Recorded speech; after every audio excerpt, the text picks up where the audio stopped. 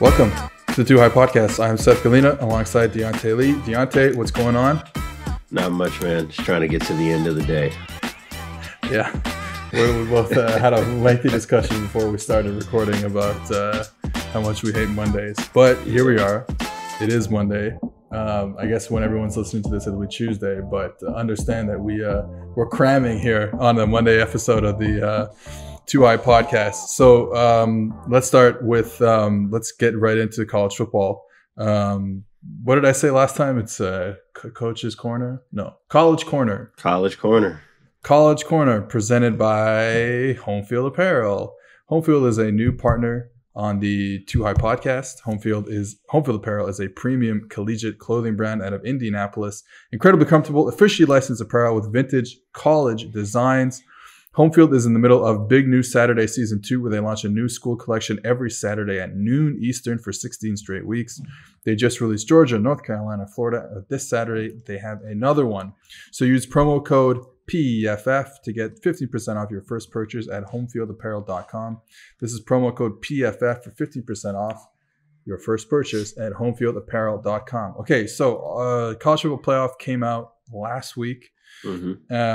And then already there were issues for sure last week, and already we've seen Michigan State go down. We saw Oregon play a tight one. We saw Cincinnati play a tight one. We saw Alabama play a tight one. I guess we'll start with the conversation we had last week about Alabama. I think 2 weeks ago, before the Texas A&M game, or maybe even after the Texas A&M game, I still might have told you that I would pick Alabama on a neutral field against Georgia. Right. That's not the case anymore. Yeah, I'm not there anymore. And honestly, you could have sold me on Ohio State as well around that same point in time in the season. I don't know if I'm there with them anymore either.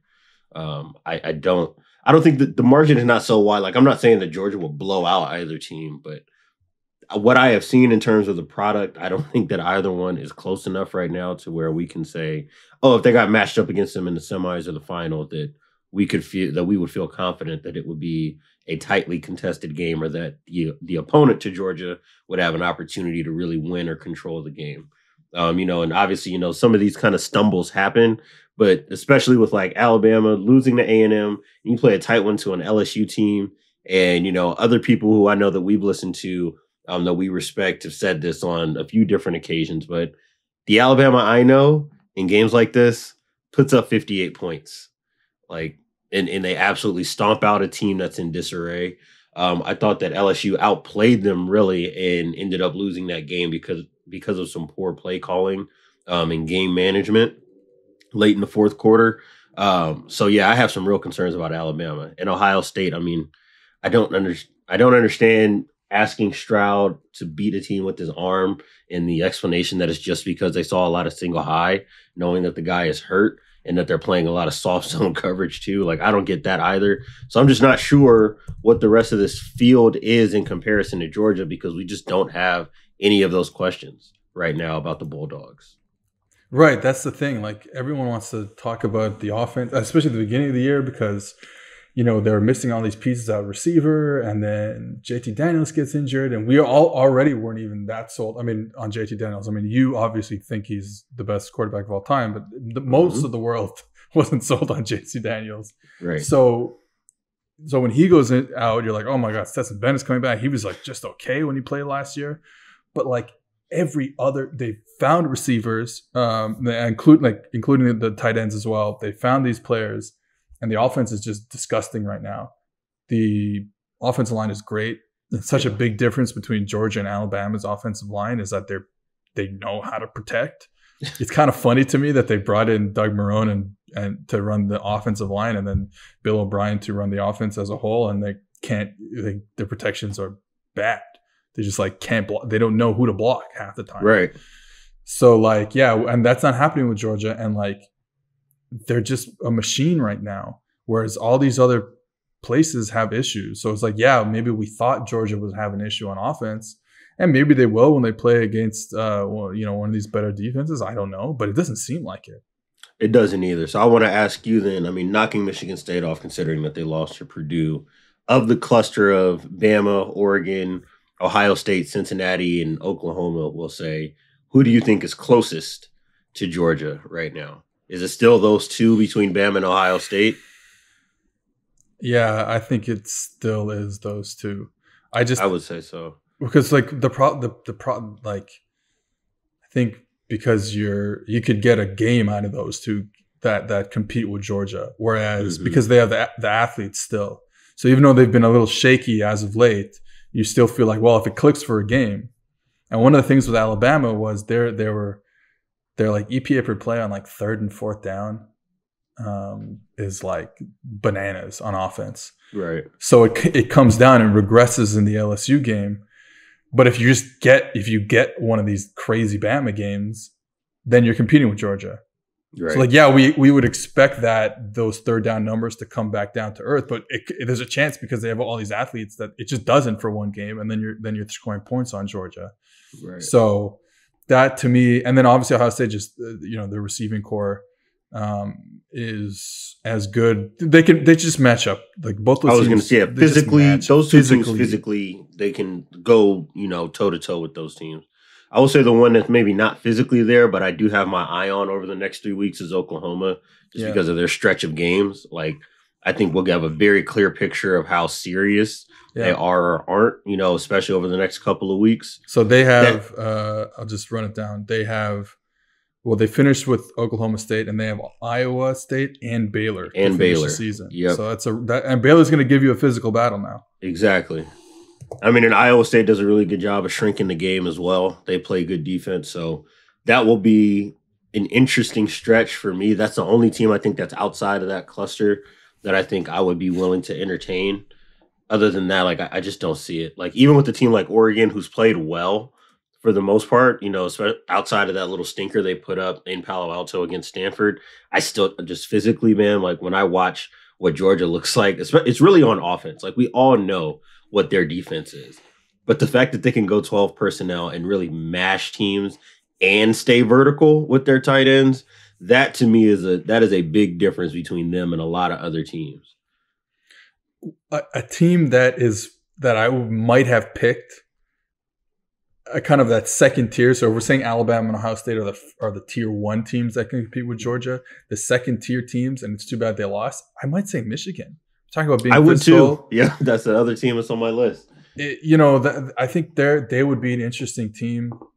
They just finished dominating Indiana. I think me and you, not everyone in the world, thought that they probably should have finished the job against Michigan State, and then they were the better conversation. They were the better team. Now, can they? You don't really want to say anything until they match up with Ohio State. Though it's interesting though, because if they, now Michigan State losing, maybe there might be some sort of three-way. If they beat Ohio State, there might be some sort of three-way tie at the top of the Big Ten, that division standings, and maybe they make their way into Indianapolis and find a way back into this college football playoff. Like, obviously, it starts with beating Ohio State, which obviously we know they just don't do. They just don't do. Like, so you're gonna have some trouble with that. But there's a chance, and I think the team can match up well. Of course, with any of these guys that we're talking about, especially in the tier 2 category or below, there's always a chance Georgia rolls you 34-7. Exactly. So that's. I feel like we're on a slow march to exactly that. We're going to see the numbers 2 through 4 are going to be very interesting, and then they're going to line up against Georgia and lose by 3 touchdowns. Like, it just feels like this is where we're headed. Yeah, and your thoughts on Cincinnati? Like, well, I guess the big picture thing with Cincinnati is, do you think because they've had these kind of 3 close games now in a row, do you think that basically disqualifies them? If you're asking me, I think they're eliminated. I would have said that they probably were a long shot no matter what. Well, it's not probably. Like, we know for a fact the G5 teams are a long shot no matter what. But the fact that unless Notre Dame wins all the way out and they somehow end up as like the 5th team, and then you can say, hey, we've got a top 5 win as our best win. And then maybe, like you were talking about with the Big Ten, they all kind of eat each other. And nobody there really separates themselves, or Oklahoma trips up. Like, again, and now I'm kind of spinning this web on this very complicated string of events for them to be in the hunt. But you kind of playing around with your food in your conference when you know that you are by far the class of your conference. Like, there's not even a UCF really to contend with you right now. You guys are walking to a conference title. Yeah, they needed season. Dude, they needed SMU to not lose these past 2 games. Yes. That would have been their best bet, because then you could say, hey, we got Notre Dame, and we got the second best, third best, top 5 G5 team that we also beat. Then you can at least kind of sell me on something, but right now I don't see it.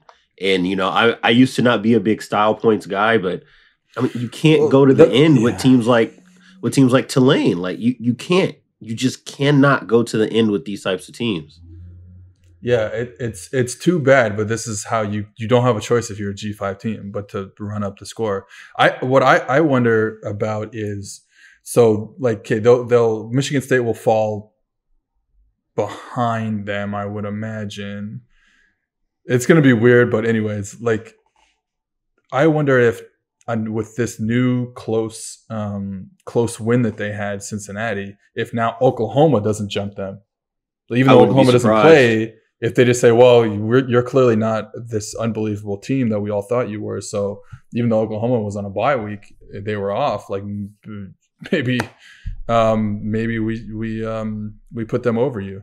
I don't know. Crazier things have happened with these rankings, man. I would not be surprised. And the one thing everybody's got to remember, especially in early November, is that this is a television show at the end of the day. So I would not be shocked. Even if I don't feel that Oklahoma has earned it on resume to be ahead of Cincinnati, I just would not be surprised. It's not far enough away for me to be blown away if that does happen. Right. Yeah, exactly. That it wouldn't surprise me at all, because that's what they've told us. They've literally told us, if you're Cincinnati, you better be absolutely hammering teams. The only thing I would say is, like, I do wonder, let's say that the rankings had come out 2 weeks ago, where the Notre Dame win from Cincinnati was still a little fresher in everyone's minds, and they hadn't been. You think so? I think they'd be top 4 at least. Okay, I think they probably would have been. They probably would have been third. I don't think that they would have been second. Like we had them behind Georgia, but I could see them in the 3 or 4 slot. And obviously, it's only a 1 spot difference, and you'd be in the playoff picture at that point. So yeah, I think that had the rankings come out fresh off of that, especially the way and manner in which that they beat Notre Dame, people would have said, like, oh, okay, not only can they beat a P5 team, they can dominate one. Then I think you're probably a little bit closer. But right now, yeah, like you said, it's all the conference opponent stuff. Like, this gets back to the same conversations we used to have in the BCS era. It's not just, are you winning? It's how you're winning. And right now, they're just not winning impressively enough to me to justify them jumping some of the other teams that we've been talking about so far.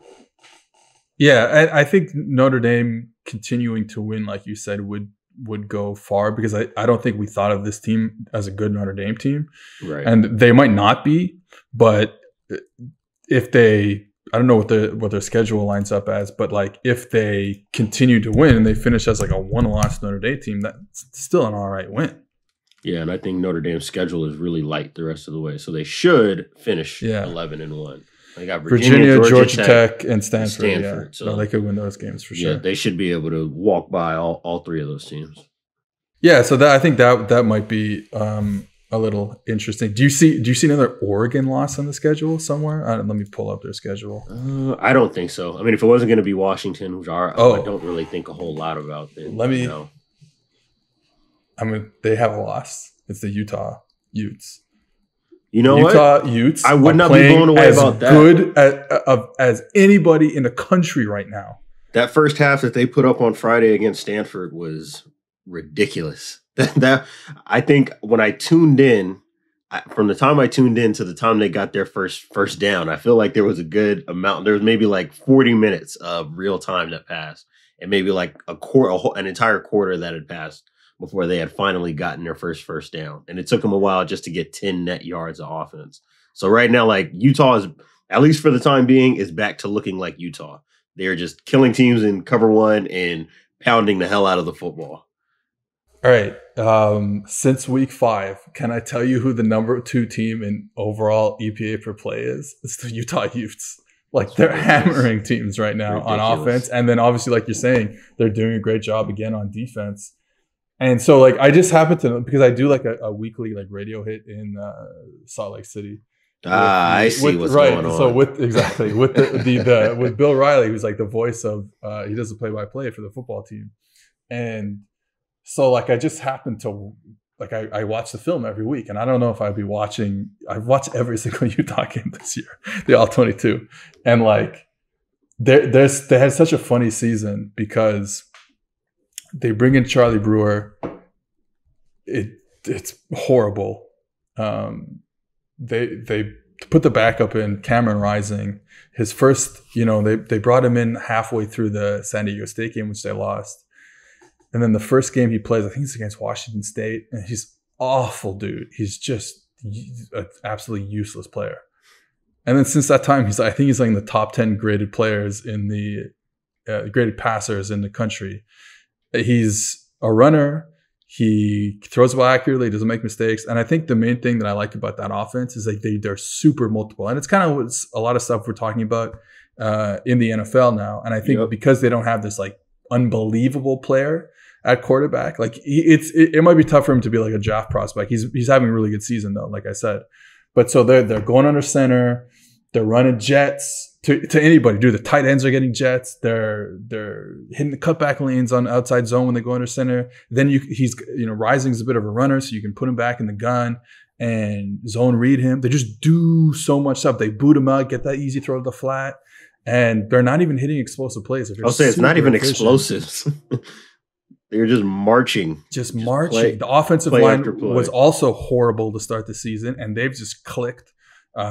This is a very, very good Utah team that I would not surprise me if they, there's a good chance if they beat Oregon, that would probably put them into the championship game, and then they might see Oregon again for that matter. So I think this is a very, very sneaky good Utah team. So that would be my pick. And if they had figured this stuff out early in the season, man, it's honestly just too bad because they would have been talked about in a different light. Mm-hmm. All right, that's enough college football. Let's talk about the NFL. Let's start with the Saints wide receivers, who are bad. That's it. That's all I gotta say about that. They had they came out there. They had this unbelievable comeback where they actually made some catches, but like the game should never been a 24-6 Atlanta lead. Trevor Siemian played pretty good for relative to Trevor Siemian and relative to like let's say the Saints, non-Drew Brees quarterbacks over the past 3 years. Right. And Adam Troutman can't catch a pass, and Kenny Stills goes down the field, and now he's got 3 drops on explosive plays. 2 in this game, 1 in the Seattle game. Deontay Harris is pretty good, but I don't know if he's a wide receiver 1. He's 5'3" or whatever. Like, I don't know if you have a wide receiver 1 or 5'3". The offensive line is better. Andrews Pete is injured. They moved in their swing tackle, James Hurst, to play guard for Pete, and he's been really good. They pounded so this is always the issue. They pound the ball early against the Falcons. But if you cannot finish with some big explosive pass plays because you're pounding the football, it's all for naught. Right. And that's what kept happening. They just couldn't finish on through the air. So it's too bad. But I love the offense with Ingram and Kamara there. They're, Ingram's getting the duo runs, outside zone for Kamara. They desperately need Odell Beckham. They need him so badly. I was just going to say, is it just that simple for you? Obviously you're going to be up and down because the quarterback play is going to be inconsistent with someone like Trevor Siemian, obviously. But if you just gave him, we haven't seen this offense this year with any wide receiver. Like Marcus Callaway, he's a backup X receiver. That's what he is. So we just haven't seen him with a real receiver out there. So I do think they would make a big difference. And the defense is still playing pretty good. Obviously, Matt Ryan is playing really good football right now. So they had a tough time in spurts against them. They allowed the fucking 9 route. Dude, oh my God. So early in the game, they line up Cordell Patterson on the outside.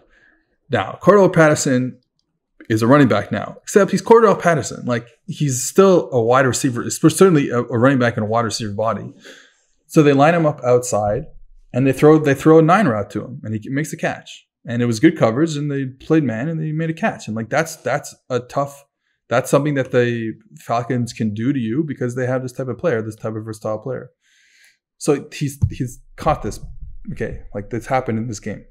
2 weeks ago, or 3 weeks ago against the Giants lined up Saquon Barkley outside, and he ran a 9, and Marshawn Lattimore hesitated and jumped on an out route from the slot. And Barkley caught a touchdown with about 6 minutes left in the game, and that started their comeback, and the Saints lost the game. So these things have happened to the Saints. Right. Now it's 1st and 10. There's like a minute 10 left. All you got to do is not allow a big play. That's all you have to do. They motion Patterson outside. He's lined up against Paulson and Debo. He runs like a 2-step sluggo. But Paulson was playing at like 8 yards. So like the sluggo didn't do anything to him. Mm-hmm. So now he goes vertical. Patterson goes vertical. The slot receiver runs a whip out route. So Paulson says, I'm going to be a hero. Same scenario last week. Brady driving. We picked them off. Got a pick 6. PJ was the hero. I'm going to be a hero this time. Hesitates. Sees the out route. Hesitates. Patterson goes over his head. And they get a 60-yard play on 1st down. And it's just like, the Saints are 2 plays. They're 2 plays from being like 7-1.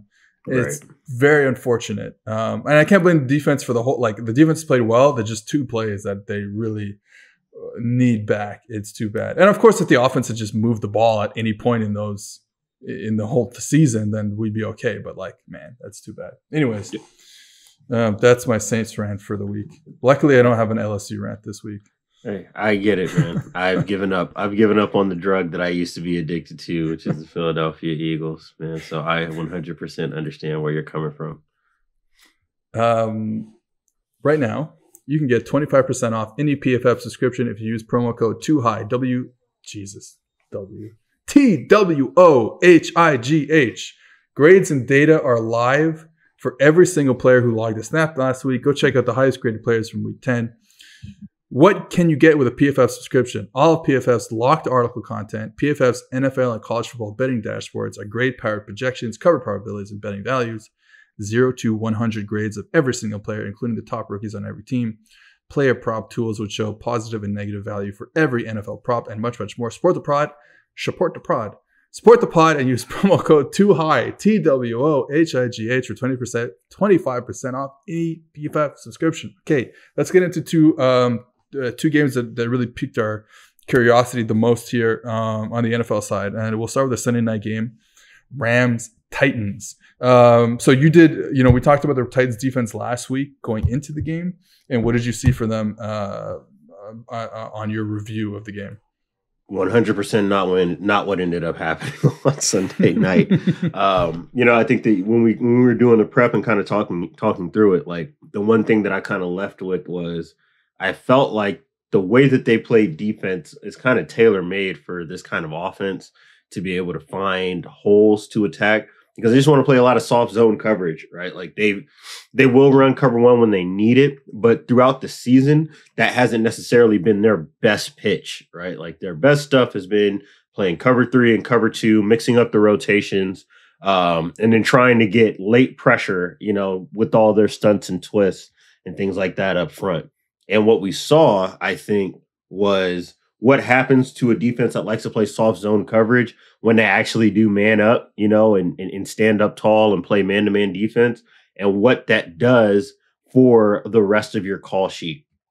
So to me, like, that's kind of where the game was won and lost. I mean, really, if we're being honest, the game was won and lost on turnover luck. Like, being able to sling a quarterback around to the point where he just tries to throw the ball and it ends up in the lap of a linebacker.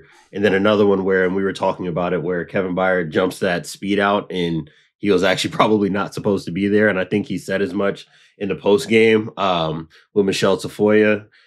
So to me, like, Well, in between those plays, a lot of that was the ability to play man, and they were taking away a lot of the in-breaking and drags by having these robber players. Sometimes it was a linebacker, sometimes it's the safety coming out the roof to be able to get some body presence on those drags, those digs, those benders. A lot of the stuff that we talk about, them being such a great in-route throwing team, being able to take that away with man was a big thing. So now when you get into these cover 3 and cover 2 looks, it's changing the thought process for the quarterback, right? Now it goes from, hey, I got to fit the ball into, this tight window to, okay, now I need time, right? I need time because we want to be downfield. I need time to hit these sail routes. I need time to hit these overs. I need time to hit these corner routes. I need time for, the defense to drain itself out, covering this stuff for me to get to the check down, right? It's about timing. And then they were really able to manipulate their guards. The Titans did, the Rams, by being able to get into all this kind of barefront presentation. And this is something we've seen in the NFL for the last few years. We know that the Patriots are kind of the peak of it, right? It's finding all these different ways to get these 5-0 looks where you got linebackers walked up over guards or safeties walked up over guards. You're covering both guards. You got all the bigs on one side, backer and a pass rusher on the other. And being able to kind of pick and twist guys when you force protections to work out a certain way to be able to get into these windows where quarterbacks are trying to step up to throw the ball into. And that to me was where you got a lot of that kind of late pressure when Stafford's still trying to force the ball or looking to push the ball, not force it down the field. Getting up 2-3 possessions. Now, what that really is going to do is force an offense to really try to push the ball down the field. And that to me really was kind of like what made the difference in the game, at least for the Titans defense. Yeah, I think even without the stunts, I thought the interior players just bullied the guards. Absolutely. Jeffrey Simmons was an animal. So like that was a problem. And I think, the back-to-back basically pick sixes that turned the game. I mean, like it's a close game. It's like 3-0 Rams at that point, I believe, right. Or 3-0. It's 3-0 for someone. I think it was 3-0 Rams. So like they were doing they weren't really moving the ball that much, but like all of a sudden that just flips everything. Now you got to push the ball down the field, and they were getting open. Like I thought that if you gave Stafford another 0.2 seconds, there's people getting open down the field. It just you never had that time. Right. So that really was an issue. And then you get down and then you can't really, something we said was like, hey, forever in a tight game and the offense is kind of not really moving that well, but the defense is still playing well, and the defense did play well. We'll get to that in a second. It's like, hey, we can always just get back into our bread and butter stuff and like go under center, outside zone, and we'll pound the rock a little bit, get some free flat throws. And they're just never able to do that because all of a sudden in 2 plays, they're down 14-3. Down 14. It's like that. So that really put the kibosh on anything the Rams were trying to do. And with that said, obviously the Titans played good on defense. I thought it's funny though, because I watched it and it was like, in this game, their rotations were pretty, there was like pretty, not basic. I don't know if basic is the right word, but like one safety was always deep. Right. I don't remember who it is. The other safety, Kevin Byard, was the only, if they were spinning down, he was the guy who was spinning down. Now, if they lined up and showed you man, then it could have been either of the safeties deep, but like. For the most part, dude, it was very, very clear. They were going to rotate. Basically, if it was a college game, they were basically always rotating to the boundary. That's exactly it. Yeah. That's the thing. I didn't want to say that because I was like, the hash is weird. Like, the formations are weird. But like, yeah, that's exactly what I was thinking. Like Kevin Byard was the weak safety, and he was always going to rotate down if they needed to get a body down there. And like you said, they do play a lot of soft zone, but really like them being able to, when they did play man, make some plays. And there's some plays where, again, it's like, I'm thinking about one where I'm not sure if Stafford is looking at the corner route or like this whip in route by Robert Woods, but he's about to have both of them, and his own guard is like in his lap. Right. So it's like, there was a ton of plays like that where the Rams just couldn't do anything on offense, even though I thought they still actually ran the football like okay when they tried to. They just didn't really try to. So are you worried going forward about the Rams offense? No, not really. I mean, not in any way that would make them different from other teams. Like interior pressure kills everything for every offense that has ever existed. So, I mean, if you're going to tell me that the guards are going to be a long-term problem, I can envision that. Yes. I can envision that being a red flag for this offense, especially for how much empty they want to run and playing downfield, throwing the ball down the field and empty. Jesus. You do need interior protection for that. You can't have your quarterback getting flushed out or getting pressure in his lap in those scenarios. But aside from that, I mean, if the flow of the game doesn't go the way it goes so early, they would have been able to continue to run the football. And that would have done a lot for this offense because they were effective running the ball when they could. It just didn't behoove them because they were chasing 2, 3, 4 possessions so early. So that to me was really where the game was kind of won and lost. I do want to flip it and ask you, because you worked on the offense, kind of if you saw a lot of different things from the Titans offense. Like I know I kind of looked at their targeted depth for a lot of their passes, and they basically didn't have anyone that was beyond 20 yards. So my first takeaway was like, oh, well, I guess that makes sense. They've never really tried to be vertical like that without the effect of play action, and you're definitely not going to do that now without it. Was there anything else outside of that takeaway I had that stood out to you? No, off the top of my head, I don't think so. I thought that obviously their lack of a running game hurt them a lot. So we can put that whole Adrian Peterson thing to bed, right? Like we don't have. Well, let's see, because I'm still like, my thing with Peterson is he fits exactly what they would want to do. If this was an Adrian Peterson from 10 years ago, this is the perfect fit for Adrian Peterson. Correct. I do agree on that. So I'm like, let's see a game. He showed up to Nashville like 4 days ago. Like, let me see like one game where he's had a full week of practice. But it certainly wasn't good, and that didn't help them. I'll talk about, so in overall, they negative 0.08 EPA per play for the Titans offense. So they didn't do anything.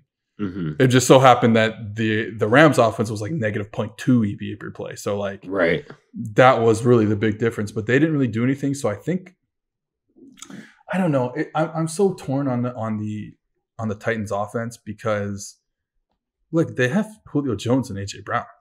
At the end of the day, it's like those are two really good receivers, and Tannehill is like the 12th best quarterback in the league or something like that. He's not the 24th best quarterback in the league, so like he's not terrible. And you know me, he's one of my favorite quarterbacks to watch because he's white and he has good feet.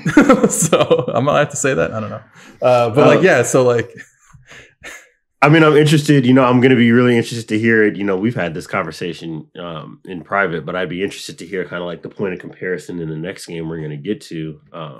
With quarterback of the Browns, Baker Mayfield, because I do think about that a lot, in comparing what is and is not possible based on the kind of quarterback you have. And like you said, when you have the receiving threats they have, like, I understand that that's not your typical identity, but dude, you got to be able to find a way to get the ball to Julio, the top 12 receivers in the NFL. Like it was that's what's crazy about it to me. Like you got to be able to sit back there, and he's been okay from like empty and like spreader formations, but like, come on, let's go. Let's do something other than throw a 10-yard in-breaking route. Yeah, like, I'm sorry, to me, you should not, if you lose your Hall of Fame level running back, like I don't want to undersell that, but if you lose that guy and then you tell me that your passing game now is going to be a whole bunch of waggles to throw the ball into the flat to slide routes, like, I'm sorry, there's got to be more to it than that. That to me is not a good answer. Curl routes, slants on the outside, and then a bunch of waggles does not constitute a good passing offense. So we'll reevaluate, obviously over the next couple of weeks, because maybe they just need to build something out. But what I left from that was, hey, thank goodness that the Titans were able to force turnovers, because they kind of got their ass kicked in every other phase of the game. I loved, obviously, who didn't? Loved the Jalen Ramsey interception. So that's a play that every team runs the drift concept or the strike concept that we talk about a lot, where you're going to have play action, hard play action. Quarterback's going to set up his feet in the pocket, like he's not going to boot. And then he's going to look for that 10-yard in-breaking route right over the middle. And like every team runs it. Every team's good at it, or not good at it. Every team runs it. So the route you pair that with on the other side, you basically have two choices. you have a skinny post, and that's to keep the safety honest. Right. And we've seen some teams, it doesn't get thrown a lot, but we've seen some teams do it. I think we talked about Stafford finding that route late against the Seahawks and almost completing it. But so anyways, that doesn't happen a lot. Most teams, I think, do it like that. The Titans, what they do, I think, given their receiving core, especially this year, is they will run like a 12-yard out because they're thinking we'll get under. We have whoever's running it, Julio or AJ Brown, will get underneath that cornerback because we're going to throw this route against one high. So we like our hard breaking route, whether it's in or out, against a cover 3 or cover 1 corner. So, and I think that it's a good thing to pair. It's a good change up to have in that concept if you actually really want to get the ball to that receiver. Yes, 100%. Like, it's hard to get that skinny post, that like alert streak, whatever people want to call it. Like, it's hard to get that. And when you're a team like the Titans that wants to play in 12 and 13 personnel too, like, it also makes a lot of sense to do it that way and pair it up that way because you're already going to have all the bodies at the line of scrimmage, right? Like, if you're an 11 personnel team or, you're 12 and it's like 2x2 12, then I understand keeping that streak or that skinny post because the spacing, you might still have some guys who are like hook or flat defenders who can still kind of sit in that seam area and take away that strike route. But if you're playing the way that Tennessee does, or everybody's got to honor the run, or 22 is just going to run over you, then I like the idea of, hey, we'll pair a 12-yard, speed cut out from a condensed split because that's an easy completion. Like, as a corner, I don't want to break down the divider rules on that and get to it, but there's a certain way you have to play cover 3 based on how tight the receiver is. Like, a defense is literally conceding that route because you can't defend it any other way. So I like the way it's put together. I wish they would get some more of the double moves and stuff off of it. Well, because I know that's a real possibility. Yeah, and they have shown it. Julio caught a deep one against Seattle, I believe, on that kind of, let me show you that out, and then let me bang it back to the skinny post. They have a couple. I think AJ Brown has one too this year, and plus AJ Brown probably has a few last year as well.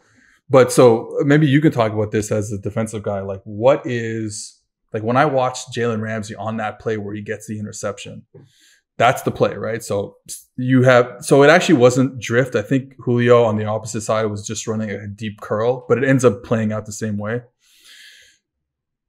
So Tannehill is looking for that route, and now he's getting pushed. Now it's not there. I don't remember why it's not there. Maybe I think the corner actually just did a good job sticking to Julio on that play, or there was some underneath coverage. I'm not sure. And so Tannehill is there. He's looking to his left for that route. Now pressure is coming to him. Obviously, we're talking about playing against the Rams defensive line. Pressure is coming to him. So now he turns to AJ Brown's route, that hard breaking out route, or it might have been a speed out. I think it's more of a hard breaking out route. And then I think by that time, Jalen had started to just understand what was being presented to him because he can see inside. Now he's got his eyes on, he knows what the Titans are doing. They only have one fucking play. Right. And I think that I was looking at his helmet and I'm like, I think he's counting his steps. Yeah, man. I'm pretty sure he was counting steps, which makes sense because that route concept is built off of like, hey, 8 steps and cut. Yeah. It's not like, oh, you're working to 12 yards and then you're going to wrap and get to 15. It's a legit timing throw based off of the action that's happening in the backfield. Like, the quarterback needs you to be out of your break as soon as the ball is back, as soon as the ball is back on the shelf. So you can see him kind of counting steps. And then obviously, this is a big thing for me as a defensive guy. Like, you're going to throw that field side out route, man. You better be on time. Oh, yeah. There's only on time and outside, man. Yeah, there's only one place you can put the ball. So if you're not on time and a corner gets a jump on it, he's lucky that AJ Brown was able to tackle him because that could have very easily have been a pick 6. Yeah, it's just great technique by Ramsey, and you can see like he also felt, I don't know, maybe I'm making this too big of a deal, but it felt like he said he was counting steps, and then he just felt AJ start to throttle down, getting into his cut, and because the second AJ puts that final foot in the ground to plant and get underneath that, dude. Jalen is doing the same thing on his back pedal. He's done. Like, he sees that last step by AJ Brown, and then he has his last step and then he comes underneath it. And I mean, this is just a wonderful play. Like, yes, okay, obviously the ball's inside, maybe a tad late, but wow, just an incredible play. And like I said, I think he sees that Julio, he knows the play. He knows that, okay, at some point, if the ball isn't thrown yet, it's coming to me. And he takes, to a certain degree, he takes a chance because, like we said, A.J. Brown has shown that out and up before at that depth. So he takes a chance and he shoots it, and it's just an incredible play. 100%. All right. What do we got here? Whether it's football success or financial savvy, the right questions help set the stage for winning strategies. Western and Southern is teaming up with PFF's very own Chris Collinsworth to share insights that can help put you ahead on both your fantasy and financial scoreboards. Want to hear about Chris's old playing days or behind the scenes with Al Michaels on Sunday Night Football? How about a need to know for your financial future? Now you can ask about either or both.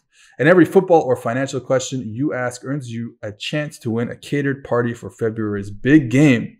Check out the Chris Collinsworth podcast and Western and Southern's Instagram for answers to the best questions each week.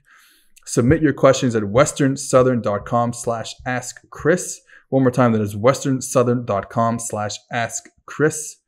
If you're watching on YouTube, check out the link in the description below. Remember, with Western and Southern, you can rest assured on game day. Okay, last thing we wanted to get to before we get out of here was the Browns-Bengals game, because I think a lot of people were interested. Hey, no more Beckham. Like, we're done here. No more no more OBJ. And what is this offense? Like, are they just like, is Baker just like better without OBJ? Like, what's going on?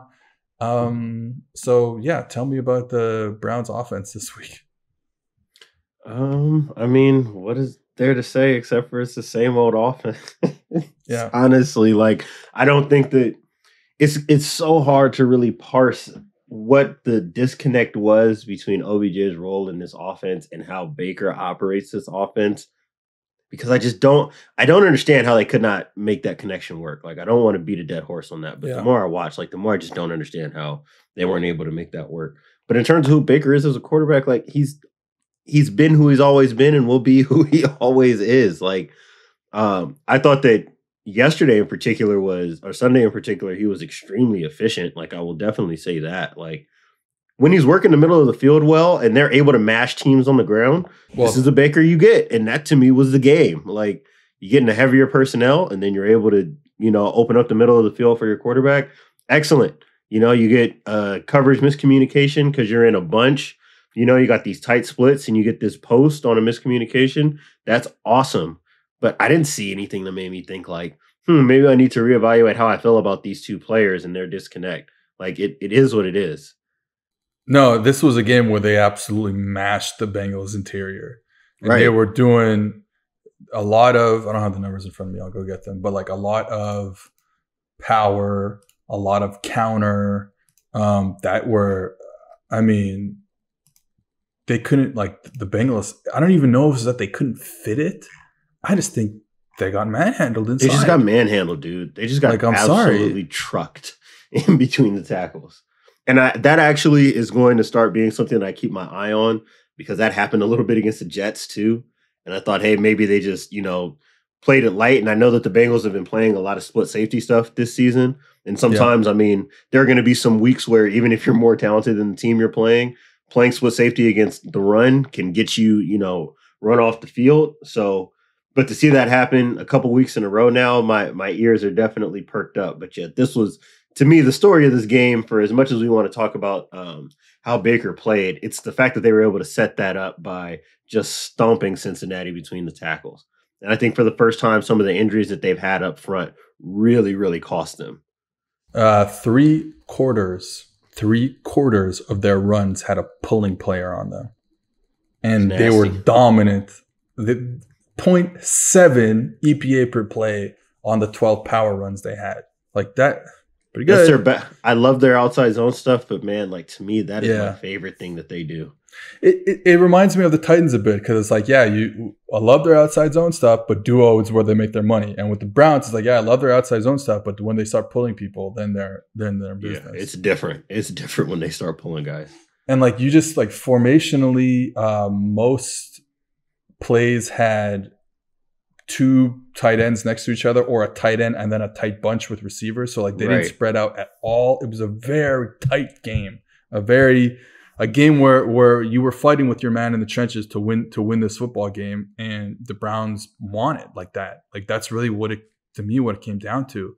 Baker didn't have to make a lot of plays.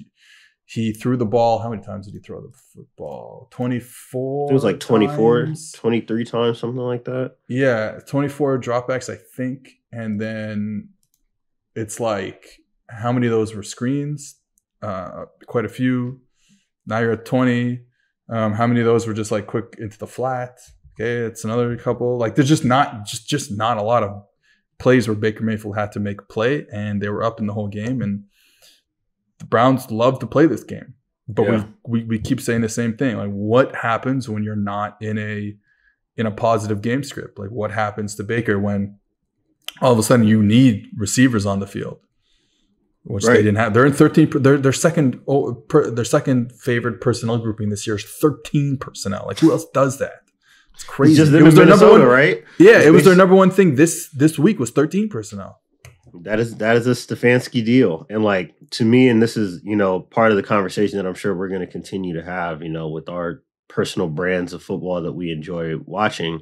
But like what they do with all their pullers and stuff, like that's made to absolutely cut up an odd front, to get multiple tight ends on the field, get those edges as wide as you can get them, and then pull a guard on the backside and lead up, do that C-gap alley. Like, that's a great way. Like, to me, that's always, and I think I talked about it last year. I forget who the Patriots were playing, but it was a Monday or Sunday night game. And the one thing I took away from it was like, hey, man, you want to live in the odd front, you got to be able to stop two-back run. You got to be able to stop power. You got to be able to stop runs that happen in the alley. And they just weren't able to do it, Cincinnati. And that's kind of what it's going to get you. They tried to get in a single high when they could, but being in the odd front and allowing guys to pull through that alley and get kickouts on your edge players, like it just puts a lot of stress on your linebackers to make you right. And they just could not do that well enough. And another thing is just like, it's just a credit to Cleveland. Like I said, when they do that, they're about as good an offense as there is in the NFL. Yeah, and Baker made some really nice throws down the field. The throw on the post, even though it was miscommunication and they didn't have an inside presence on the post, it's a good throw. He threw a ball down the sideline. It was a nice throw. Threw a wheel route. You know what route it was? It was drift stock, I believe. And he threw that, and it was a really nice play. It wasn't drift stock. I'm watching now. It was just stock, I think. But yeah, it was a really nice throw down the sideline on the wheel route to the tight end. So he made some good throws. They're just super protected. I think that is, and that was always the case. They run a lot of screens. They run a lot of play action. Like, what happens when when you have to go 11 personnel, spread stuff, and can you do it? That's the thing. Like, are you just this? And it goes back to the Titans. Like, are you just this one-dimensional offense where you have to be a play action team? And that's scary going forward, especially now that you don't have potential of a big play from OBJ. Not that he was hitting them so much, obviously, this season or any time in his time in Cleveland, but like you don't have that chance anymore. So I think that's really the concerning thing. All right, let's flip it before we get out of here to the Bengals offense. Pick six early. They move the ball down at the red zone, and they get the interception return for touchdown. I think Burrow, I don't think he's late. I think he's just too inside on a little whip route to Jamar Chase. The first thing I'll say is I didn't see anything crazy that the Bengals were doing. Like they weren't like having any true doubles on Jamar Chase. Like his production hasn't been great the past 2 weeks. I didn't really see anything that tells me that it was like true double teams. They tried a back shoulder and the cornerback made a good play. I don't remember if it was Denzel or the rookie Greg Newsome. Like I don't remember, but like the cornerback made a great play. Like it is what it is. They had a slant that was really nice between Burrow and Chase. I think my concern gets tipped. I mean, that happens. I think my concern with Burrow is just he really has, and he can be, but he's really got to be perfect accuracy wise on like 90% of his throws. And if it's 85%, then there's a little bit of an issue. But I thought the offense was like okay. Yeah. I mean, again, dude, you play in the spread, you're gonna That's have it. weeks where this is what happens, man. You ask your quarterback to take 48, 48, 44, 42 dropbacks. Like, you can't always be successful in that world. I think that Chase is a better receiver than even I had given him credit for, but I still don't think that they do enough taking him off of the vertical or slant stem route stems to be That's able to make it. You know, like, you've got to have more in your offense than that, especially if you're not really running the ball. So to me, like, again, we talk about this over and over and over again, but this is what's going to happen. Yeah, they're still as spread as any team, and thought they ran the ball okay, but then again, it's the same thing we just talked about. Once you get down in these games, you can't run the football anymore. Like, it's just not a viable option for you. And obviously, you feel good because you have Joe Burrow throwing it, and he threw a really nice one in the end zone to T. Higgins, who dropped it. That cost him some points, but yeah, I thought Burrow was fine. But the problem is everything's just fine right now. Exactly. And if they get behind in games, it's tough. They just don't have. I don't think they have a gear ahead of. This is good. Like, this is the problem. I think they can be better than fine, but I think they have another year ahead of like good. They were good for the first 2 months of the year. I think that now that they're fine, we're seeing how slim that margin actually is. And it's like, if they're not getting the catch and run by Chase, or he's not beating a guy off the line and they're throwing over the shoulder 9-ball to him, like, what do they have to be explosive? Nothing. They just don't have this type of offense, and like, they can't get under center and create an open receiver down the field off play action. Like we just talked about, like, when do you see a play like, was it Anthony Schwartz who caught? No, Donovan Peoples-Jones, right? So when do you see that type of open receiver down the field right off play action, like in part of the design of the play from the Bengals offense? Like, you just don't see that often. That's not Zach Taylor's thing. I mean, I think, I've heard you talk about this before, is like leaving the McVay tree and, are you going to take a lot of that stuff over there? And the answer is no. Like, at least the pieces of it that he's interested in is more of the spread stuff. Like, what they're running this offense for is not too dissimilar from what McVay asked Goff to do. They just have a little bit more verticality because of the receiving core that they have. And a lot of that is not necessarily like getting deep in breakers or setting up these designer deep shots as much as it is like, hey, we just trust Chase to win one-on-one. We trust Higgins to win one-on-one. We trust Boyd to win one-on-one. That's all it is. Yeah, so like it just still pisses me off because I think the offense could be so much better than it is. And it's just stuck in the mud right now. It goes back to, if Chase is not, if they're playing a lot of one-on-ones, we talk about this every week. Once you spread out, you play one-on-ones. Well, if your two best players or one of your two best players is not winning one-on-ones, and that's Chase in this scenario, what do you have to fall back on? That's right. What you don't have anything to fall back. You don't have that run game plus play action. It's not even about having a super efficient run game. It's more about, okay, well, we can go under center, we can grind out a couple of yards, but we know sooner or later we have this explosive play in our back pocket because we're going to call hiccup, or we're going to call heat, or we're going to call, you know what I mean? So like and it's just not there for them, and that's unfortunate. No RPOs. If they play like God damn it, I'm getting angry again because it's like you saw Burrow as this like really good RPO thrower in college, and they just don't do it enough. Like you saw, I thought there was a read that he probably should have thrown an RPO on early in the game, but then after that they just like called it like one more time, like this glance post, and it's like, well, it's just there. It's to throw it, man. Just throw it.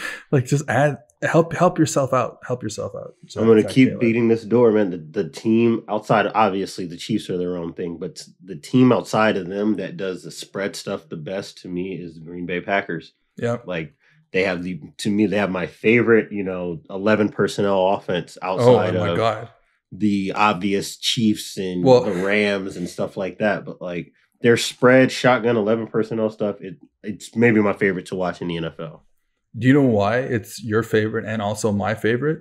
Well, not especially now that the Chiefs are like whatever now. Mm-hmm. But like, you know why? Because if we if we went to coach a high school football team together and we ran an offense, it would be that. It probably that's what that's what it would look like. That's why we both like it so much. Yeah. And yeah, you don't see that. You don't see these like.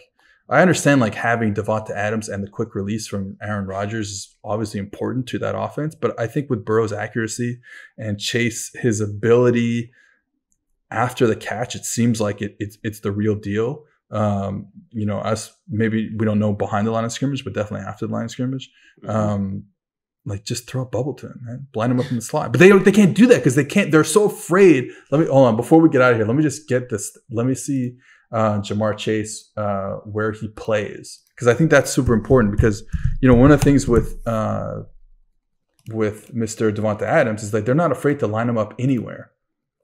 Right. But like, are they too afraid to line up Chase in the slot, because then they lose that ability to run the slant or the go route? I've been beating that table since he was coming out of college, man. Like, it's not that he can't play outside, but if you moved him around, what you could do to manufacture touches to a guy that wants to be a straight line runner anyways. Yeah. Just get the guy. I say it every week. I say it every single week. Glorified punt returns. Just give him the ball in space. All right. 54.1% of his snaps, he's lined up as a left wide receiver. 31.9% of his snaps, he's lined up as a right wide receiver. How much snaps do you think you got left to line up in the slot? Like, there's not a lot. There's like, I see like 13%, something like that. And there's some other snaps in like the backfield, tight end, whatever. But like, yeah, like there's just not a lot of snaps that way. And like you're just, yeah, it's, and honestly, you could say the same thing about OBJ's usage in Cleveland. 100%. Like, if you're just going to be this outside receivers, all you have is this outside receiver stuff, like, then sometimes the ball's not going to get to you. And you don't have, and I keep thinking about this because I'm like, if he comes to New Orleans, I know for sure, because I've seen it with Michael Thomas. I've seen Sean Payton find touches for his best fucking player. Like, I've seen Sean Payton, I was going to say Sean Thomas. I've seen Sean Payton move his players around to find matchups and find routes and places on the field that they can strike from. That's not always in one position. And that's what scares me about it. It's one of the issues in Cleveland with OBJ, and it's probably an issue with Ja'Marr Chase in Cincinnati, Ohio. My hometown, Cincinnati, Ohio. All right. Diante, best of luck this week. I know you guys start the playoffs this week. So we're all rooting for you, all the Too High listeners and myself. And yeah, that's it. See you guys.